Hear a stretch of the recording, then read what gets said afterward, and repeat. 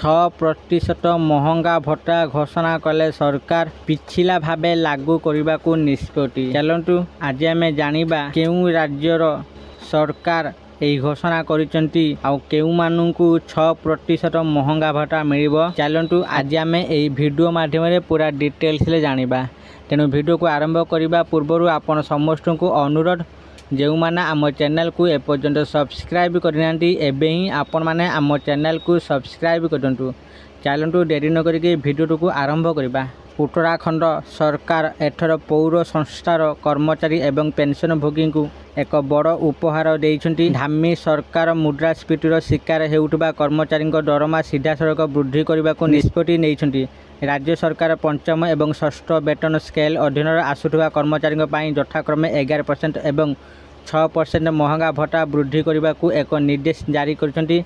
एही निष्पत्ति 1 जनवरी 2025 रु कार्यकारी हेबो बोली विवेचना कराजिबो एवं एहा सहित कर्मचारी माने बकेया दरमार लाभ मध्य पाइबे। सरकारक एही घोषणा द्वारा लक्ष लक्ष कर्मचारी एवं पेंशनभोगी पकेट प्रति मासरे हजार टंका सीधा सड़क लाभ हेबो। वर्धित दरमार लाभ सेप्टेम्बर दियाजिबो जहाँ 2025 अक्टोबर में मिलिबो। सरकारी निर्देश अनुसार पंचम वेतन कमिशन अधीन कर्मचारी महंगा भत्ता 11% वृद्धि करा जायछि। एही भत्ता वर्तमान 455% रु 466% को वृद्धि पाई। एही समय षष्ठ वेतन कमिशन अधीन कर्मचारी महंगा भत्ता 6% वृद्धि करा जायछि, जहाँ द्वारा सेमानकर महंगा भत्ता 246% रु 252% को वृद्धि करा जायछि। एही वृद्धि 1 जनवरी 2025 रु कार्यकारी हेबो।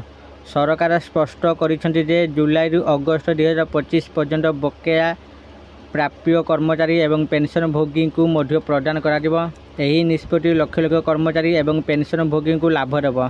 सेमानकु प्रति मासरे प्राय 1200 रु 2200 पर्यंत अतिरिक्त सुविधा प्रदान करिबो।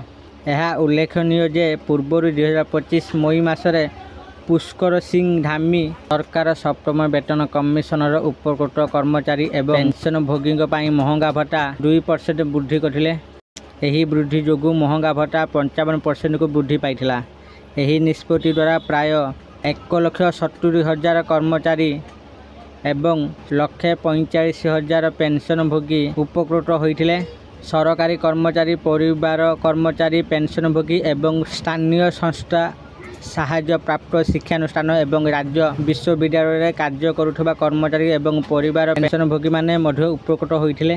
धामी सरकार एही पदक्षेप को कर्मचारी एवं पेंशनभोगी एक बड़ आश्वस्ति बोली विवेचना करा जाउची। आशा करुच्ची आपण माने वीडियो देखि सब किछि बुझी जाइथिबे जे केउं राज्यर सरकार एही घोषणा करिसेंती आउ केउं माननकु एही महंगा भत्ता मिलबा को जाउची। वीडियो भल लागले वीडियो को बहुत मात्रा लाइक शेयर और कमेंट करंतु। आउ चैनल को प्रथम थर आसिले आम चैनल को सब्सक्राइब करंतु। आज पई एतिकी पुणी देखाबो आउ एक वीडियो रे। सेते पर्यंत आपण मानक थारु विदाय नेउची। धन्यवाद।